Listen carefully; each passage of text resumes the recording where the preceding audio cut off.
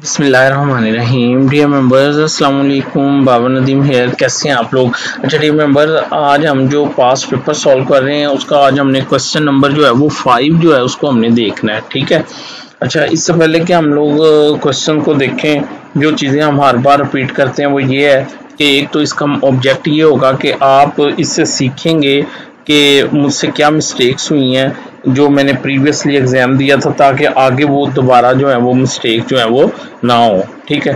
फिर ये है कि अगर ये चैनल आपने सब्सक्राइब नहीं किया तो प्लीज़ इसको सब्सक्राइब कर लें, ताकि आइंदा भी अगर कोई लेक्चर अपलोड होता है तो वो आपको मिलता रहे। फिर इसके अलावा ये है कि सदका जारिया है, हर एक के साथ शेयर करें आप। ठीक है, आपका फ़र्ज़ है। और फिर उसके बाद है कि डेली डिस्कशन के लिए बैंड है, वो अगर आपने ज्वाइन नहीं किया तो किसी तरीके से उसका लिंक लेके तो उसको ज्वाइन करें ताकि डेली डिस्कशन भी हो। ठीक है। फेसबुक का पेज नहीं ज्वाइन किया तो वो भी आप जो है उसको क्या करें, ज्वाइन करें। ठीक है। इसके अलावा अगर आपको कोई क्वेश्चन है तो वो पूछें, चाहे थ्रू कमेंट्स पूछें, और कुछ मैं आपसे क्वेश्चन पूछूंगा आखिर पे, उसका आप जवाब दें। ठीक है। अच्छा, अब क्वेश्चन के ऊपर चलते हैं।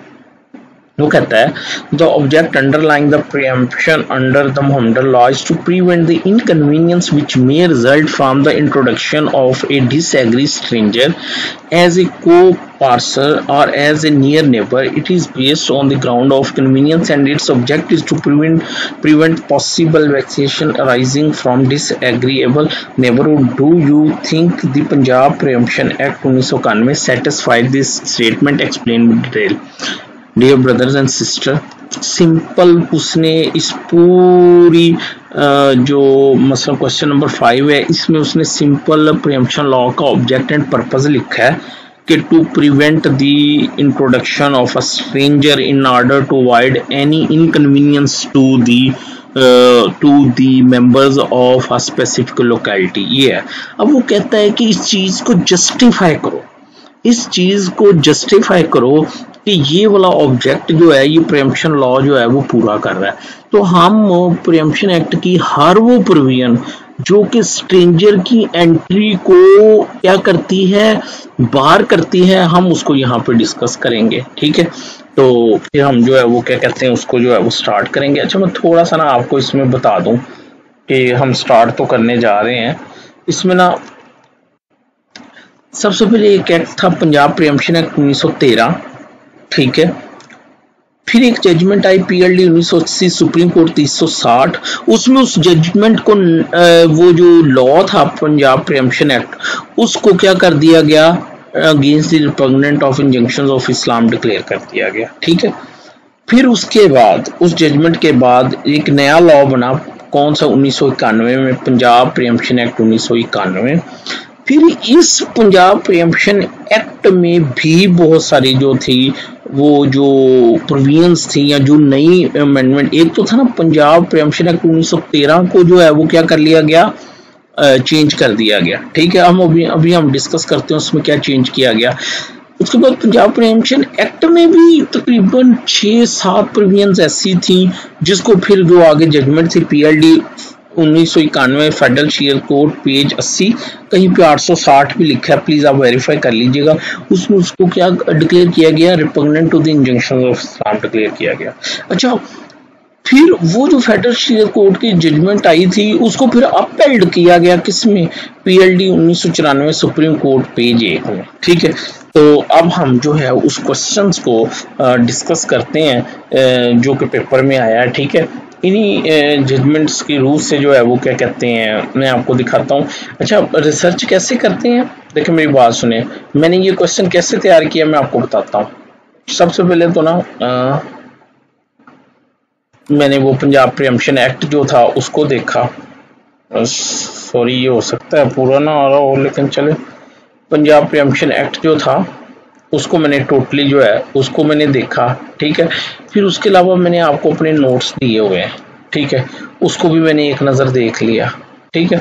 इसके अलावा वो जो मैंने जजमेंट्स आपको बताई हैं, ठीक है, उनको मैंने एक नज़र जो था वो सारी जजमेंट्स को मैंने एक नज़र उनको जो है मैंने देख लिया। ठीक है।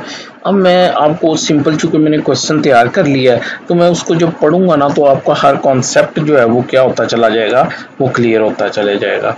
चलिए जी, आए हम उधर चलते हैं, वो जो क्वेश्चन हमने अटेम्प्ट किया है, ठीक है। वो कहाँ है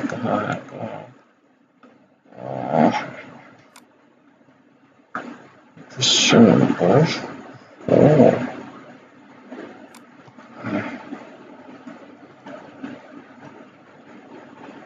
ये ठीक है। अच्छा जी, अब हम इसको स्टार्ट करते हैं, ठीक है। इंशाल्लाह आपका सारा कॉन्सेप्ट जो है वो क्लियर हो जाएगा।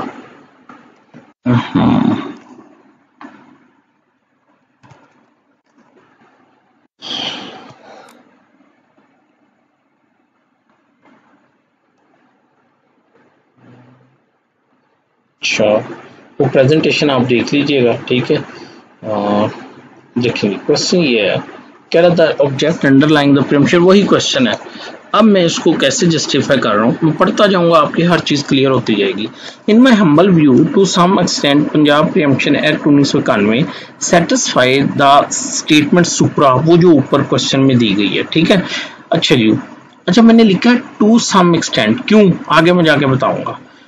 Because soon after enactment of Punjab Preemption Act 1991, various provisions of said act were declared null and void by the Federal Shariat Court. Later on, said judgment of Federal Shariat Court was upheld by the Honorable Supreme Court of Pakistan through its judgment PLD 1994, Supreme Court page 1. So I can easily say that Punjab Preemption Act read with precedents of the superior courts fully satisfy the statement mentioned in the question in the following way. लो जी, मैंने उसको कहा कि वो जो object and purpose है ना, उसको Punjab preemption act satisfy करता है रेड विद सर्टेन जजमेंट्स, और इस तरह से करता है। अब मैं नीचे उसको जो है वो जाके क्या करने लगा हूँ, डिस्कस करने लगा हूँ। अच्छा, applicability to any type of immovable property. अच्छा, मैं आपको थोड़ा सा ये बता दूं कि वो जो 1913 का जो था ना, जो एक्ट था, उसमें ना जो प्रीएम्प्टर थे, इसमें तो ना शाफिया, शारिक, जार और वो 3 है, ठीक है। उसमें बड़ी लंबी लिस्ट थी, तो उसको 1986 के जजमेंट में कहा नल एंड वाइड, ठीक है। तो टेनेंट, फर्ज करें टेनेंट है, उसका कोई राइट नहीं है प्रीएम्पशन में, तो वो यानी उस लॉ को नल एंड वाइड करके 1991 का लॉ जो है वो बनाया गया। अच्छा, अब 1991 का जो लॉ है, इसका सेक्शन 2A जो है वो इमूवेबल प्रॉपर्टी की डेफिनेशन करता है कि इमूवेबल प्रॉपर्टी एक्सेप्ट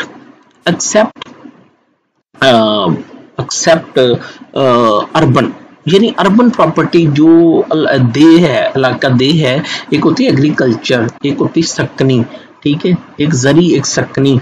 जरी एग्रीकल्चर और जो सकनी है वो अर्बन प्रॉपर्टी, जहां बिल्डिंग्स होती हैं, ठीक है। वो ये अगर लॉ में ये कहा गया कि भाई ये जो पंजाब प्रीएम्पशन एक्ट है 1991 का, ये एग्रीकल्चर प्रॉपर्टी पे अप्लाई होगा, ये अर्बन प्रॉपर्टी पे अप्लाई नहीं होगा।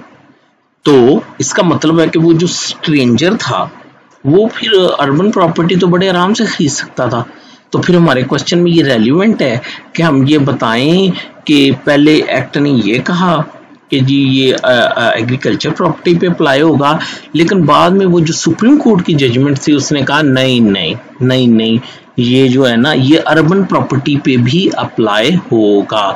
हो के आपको मुझे समझ आ गई। अच्छा, मेरी एक बात सुनो, कोई जरूरत नहीं है साइटेशन देने की पेपर में, अगर याद रह जाए तो ठीक है, नहीं तो ना सी, क्योंकि सिलेबस इतना लंबा है कि हर जजमेंट जो है वो याद नहीं रहती।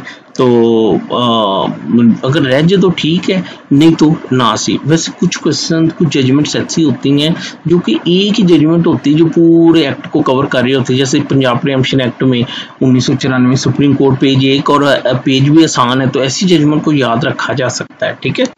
अच्छा, अब मैं आपको ये पढ़ के सुनाऊं, आपको वो सारी चीज क्लियर हो जाएगी। कहते हैं, in order to implement Islamic concept of preemption that a disagreeable stranger should be excluded from a particular vicinity so that the honor and privacy of that particular locality be protected firstly. अच्छा, protected. Firstly, Section 2A, read with Section 5, stated that Punjab Preemption Act is applicable to all immovable properties except urban property, as defined under Section 2A. And later on, Honorable Supreme Court of Pakistan declared that a stranger cannot enter even in a urban property. So now Punjab Preemption Act 1991 is also applicable to agriculture as well as urban property. जो जी मेरी बात की समझ आ गई। यानी जो उसने क्वेश्चन पूछा है, क्वेश्चन क्या सिंपल कि भाई इसका ऑब्जेक्ट एंड पर्पस ये है कि जो स्ट्रेंजर है ना, स्ट्रेंजर वो एक प्रॉपर्टी प्रीएम्प्टिव प्रॉपर्टी में एंटर नहीं हो सकता। तो मैंने उसकी पहली जो बात बताई है वो ये बताई है कि पंजाब प्रीएम्पशन एक्ट ने तो सिंपल ये कहा था कि एग्रीकल्चर प्रॉपर्टी होगी, लेकिन जो सुप्रीम कोर्ट की जजमेंट थी उसने कहा नहीं ये अर्बन प्रॉपर्टी भी होगी। तो ये हमारी पहली हेडिंग होगी। होप कि आप कंफ्यूज नहीं है, आपको मेरी बात की समझ आ रही है, ठीक है। अब दूसरा एक्सक्लूसिव डेफिनेशन ऑफ द प्रीएम्प्टर, वो जो पिछला लॉ था उसमें इतने सारे प्रीएम्प्टर दिए हुए थे और उनका राइट भी नहीं था। 1913 का जो लॉ था, तो फिर उन्होंने इसमें 3 जो वो प्रीएम्प्टर थे उनकी डेफिनेशन दे दी जो कि सेक्शन 6 में है। तो बेसिकली क्या है, बेसिकली इस चीज को, इस एम्बिग्विटी को क्लियर किया जा रहा है कि स्ट्रेंजर जो है वो इन लोगों के अगेंस्ट कोई राइट नहीं रखता। तो ये हमारे क्वेश्चन से फिर रेलिवेंट तो है ना कि स्ट्रेंजर जो है, यानी वो जो ऑब्जेक्ट एंड पर्पस है उसका कि वो एक पार्टिकुलर लोकेलिटी के लोग कौन कौन होंगे, वो सेक्शन 6 जो है वो क्लियर करता है। तो आपको मेरी बात की समझ आ गई। Punjab preemption act 1991 not only specified the nature of the property to which said act is applicable, but also specified the persons who may exercise the right of preemption by excluding all other strangers like tenant etc. as inserted in the previous repealed Punjab Preemption Act 1913 according to section 6 following are the persons who may exercise the right of preemption। ये तो अब आपको पता ही है, शाफिए शारक कौन होता है, शाफिए Khalid, शाफिए jar, इसको आप पढ़ सकते हैं सेक्शन 6 को। अब तीसरी हेडिंग है नो नीड टू प्रूव जरूरत और जरूरत। आपको ना मैं एक बात बताऊं, बिलीव मी आपकी असाइनमेंट्स में इतनी जबरदस्त प्रेजेंटेशंस एक से एक बढ़ के, ठीक है, और कोई भी ऐसी असाइनमेंट नहीं थी कि मैं जिसके बारे में कहूं कि ये फेल हो जाएगा। हर एक ने अटेम्प्ट भी ली, हर एक ने लिखने की कोशिश की, लोगों ने केस लॉ भी दिया, लोगों ने रेलेवेंट सेक्शन भी दिए, ठीक है। तो आई सल्यूट यू कि आप माशाल्लाह जिस तरह आपकी प्रेजेंटेशन है, जिस तरह मेहनत कर रहे हैं, आप खुद को इम्प्रूव कर रहे हैं, मंजिल जो है वो बिल्कुल जो है दूर नहीं है। लेकिन एक जो चीज मैंने देखी है वो ये है कि हम अपडेटेड लॉ से कनेक्ट नहीं है। ऑनेस्टली स्पीकिंग कि ये असाइनमेंट भी मुझे पढ़ के बनानी पड़ी, यानी मैं खुद भी इससे कनेक्टेड नहीं था। मसलन ये एक सेक्शन 6 सब सेक्शन 2 में वर्ड लिखा है जरूरत और जरर, टू अवॉइड जरर, ठीक है, सबने लिखा है जी के टू जरूरत और अवॉइड जरर। हालांकि वो जो जजमेंट थी फेडरल शेयर कोर्ट की और जो अपील्ड हुआ सुप्रीम कोर्ट में, उसमें ये इसको नल एंड वॉइड डिक्लेयर कर दिया गया इस बुनियाद पे कि भाई जो बंदा तलबे पूरी कर रहा है 3, ठीक है, तलबे मुआशरत, तलबे इज्तिहाद और तलबे खसूमत, जो 3 तलबे पूरी कर रहा है तो वो तो ऑटोमेटिकली अंडर जरूरत या टू अवॉइड जरर ही कर रहा है ना। फिर उसको एक्स्ट्रा बर्डन कैसे किया जा सकता है कि अब तुम थ्रू एविडेंस भी उसको साबित करो, लिहाजा वो नल एंड वॉइड है। अगर तलबे पूरी होगी तो उसका मतलब है जरूरत या जरर भी साबित हो गया। Now a stranger cannot be allowed to enter preemptive property on the pretext that preemptor has no zarurat or zarar, because said provision section 6 was declared repugnant to the injunction of Islam, firstly by the Honorable Federal Shiat Court and later on by the Honorable Supreme Court, with the reason that to fulfill all demands is itself proof of the factum that preemptor has exercised that right under some zarurat or to avoid zarar, so he cannot be burdened further to prove the same। Dear members, मेरा नहीं ख्याल कि मुझे रुकना चाहिए या मजीद इस पे डिस्कस करना चाहिए। अब आगे चलते हैं। चलिए, applicability to the Muslim and non Muslim. अब देखिए ना, अब वो जो एक नॉन मुस्लिम है वो इस बुनियाद पे कर सकता है, यानी वो कह सकता है जी कि मेरे पे तो प्रीएम्पशन एक्ट अप्लाई नहीं होता, या चाहे वो वेंडी है वो कह सकता है जी कि मैंने खरीदी मैं नॉन मुस्लिम। तो सेक्शन 18 क्लियर करता है, वो कहता है भाई कि ये जो है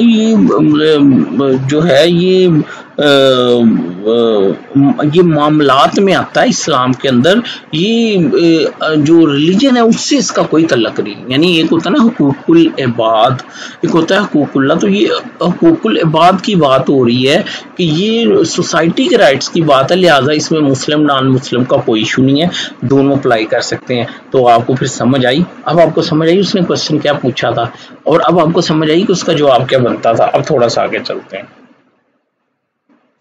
A stranger cannot enter upon a preemptive property on the pretext that he or the preemptor is a non-Muslim, because it is held in the said judgment that Punjab Preemption Act is fully applicable to the Muslim as well as non-Muslim। ये basically आना चाहिए था कि as per section 18, कि section 18 है, इस पे तो जजमेंट की जरूरत ही नहीं है, ठीक है।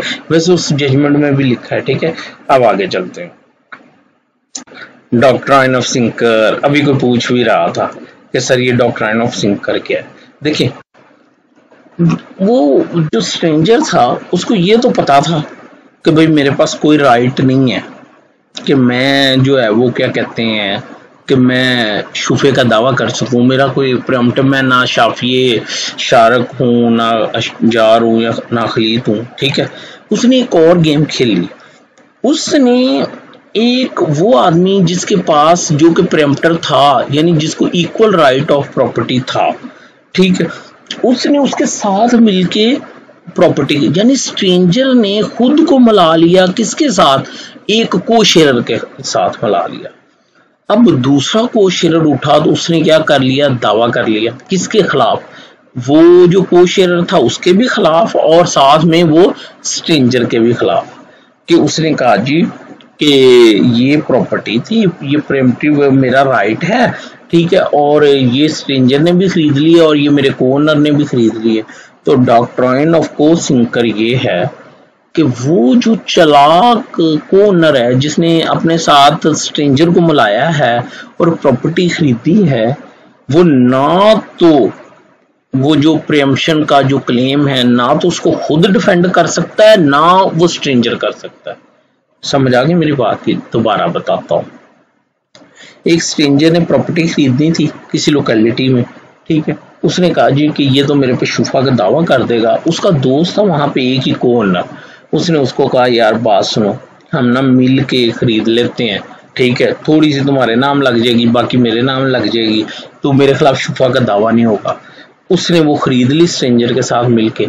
अब दूसरी जो पार्टी है वो उठी, उसने किसका दावा कर दिया, प्रीएम्पशन का, उस स्ट्रेंजर के ऊपर।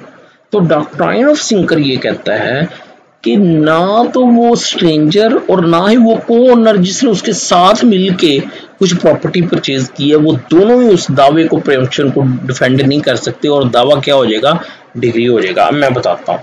कहता है the doctrine of sinker state that where a Wendy associates some stranger with himself। देखा कितना रेलिवेंट ये डॉक्ट्राइन, कितनी रेलिवेंट टू द क्वेश्चन है जो आस्क क्वेश्चन पूछा गया, ठीक है।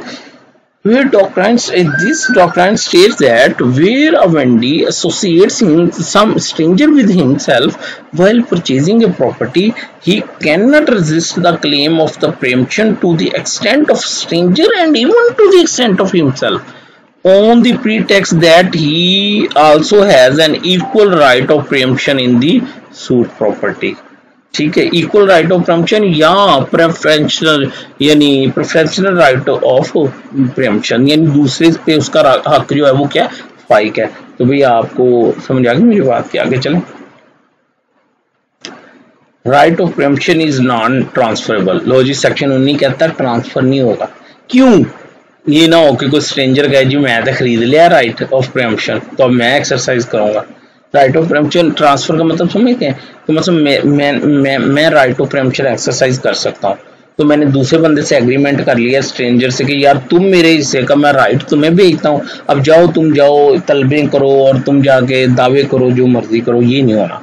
A stranger cannot defeat the object and purpose of Islamic law of preemption on the pretext that some preemptor has transferred that right of preemption to him because section 19 of preemption act bars the। देखा कितना relevant था फिर ये लिखना, किसी ने भी नहीं लिखा आपसे ना। No right of government to exclude an area from preemption। देखिए वो वैसे तो उसमें ये लिखा है ना, सेक्शन 29 ये कहता है कि on the basis of public interest जो है वो गवर्नमेंट कोई भी प्रॉपर्टी जो है उसको प्रेम्पशन लॉ से एक्सक्लूड कर सकती है। ये जजमेंट जो हमने डिस्कस की वो कहता है कि भाई अनलिमिटेड पावर कंफर नहीं की जा सकती उस पे गवर्नमेंट पे, वो सिर्फ ये लिख के पब्लिक इंटरेस्ट लिख के तो वो क्या करे, प्रॉपर्टी को एक्सक्लूड कर दे। उसको मस्ट वो जो पब्लिक इंटरेस्ट है उसको अपनी स्टैचू में शामिल करना चाहिए कि कौन सा पब्लिक इंटरेस्ट, यानी उसकी स्पेसिफिकेशन देनी चाहिए, अदरवाइज ये प्रोविजन नल एंड वाइड है। In order to ensure implementation of Islamic concept of preemption, Honorable Federal Shield Court declared Section 29 null and void on the ground that government cannot be empowered with unlimited power to exclude any property from preemption on the plea of public interest। ले जी ये वो section से, बाकी वो procedural part है कि तलबे शल में वो रेलिवेंट नहीं है। तो होप कि आप लोगों को लेक्चर की समझ आई है। ठीक है, अब एक एक्सरसाइज कर ले। कहता है what amendment has been made in Punjab preemption act 1991 in comparison of repealed Punjab preemption act 1913 so that the law of preemption be brought in line with injunction of Islam. ये अब आपने देखना है और मुझसे शेयर करना है कि उसमें और इसमें क्या फर्क है। ठीक है, फिर क्वेश्चन नंबर 2 है citation of the judgment of Federal Shield Court and Supreme Court through which various provisions of Punjab Preemption Act were declared null and void। ये अब आपने बतानी वो citation। Have you read at least head note of these judgments? क्या आपने उनके judgements के वो हेड नोट पढ़े हैं ताकि कम अज कम। ठीक है, अब क्वेश्चन नंबर 4 बड़ा इंटरेस्टिंग है। Are you agree with me that only a bare act and even up to date bare act is not sufficient to clear our concept in respect of a law, and we must make some effort by making a research on internet and by consulting a most senior and famous lawyer advocate with a request to tell about some landmark judgment, if any, by which some provision of specific law interpreted or declared null and void by this superior court। तो आप मुझे बताएं कि अगर एक तो ना full time को बंदा प्रैक्टिस करता हो, अगर नहीं भी करता तो क्या उसको किसी फौजदारी वकील से या किसी सिविल के वकील से जाके बात नहीं करनी चाहिए कि सर अगर कोई लैंडमार्क जजमेंट है तो मुझे बताएं जिसमें ये लॉ वगैरह डिस्कस किया हो। तो ऑब्वियसली वो आपको बताएंगे जब आप 1-2 के पास जाएंगे। इसी तरह आप जाएं, आप किसी से पूछ सकते हैं, किसी फेमस लॉयर से, सर प्लीज मुझे बताएं बेल पे लैंडमार्क जजमेंट्स कौन सी हैं, रिमांड पे लैंडमार्क जजमेंट। प्रैक्टिस का फायदा ही है। ठीक है, हो सकता है आपके अपने सीनियर को ना पता हो, लेकिन वहाँ के जो बाबा है वहाँ का, जो जिसका बड़ा नाम है, क्या हेजिटेशन है कि आप उसके पास जाएं और जाके उसको कहें सर जी मुझे बताएं। ले जी आज का लेक्चर ख़त्म करते हैं। मुझे अपनी दुआओं में आपने याद रखना है और इंशाल्लाह फिर अगले लेक्चर के साथ दोबारा देखते हैं इसको। ये बंद कहाँ से होना है?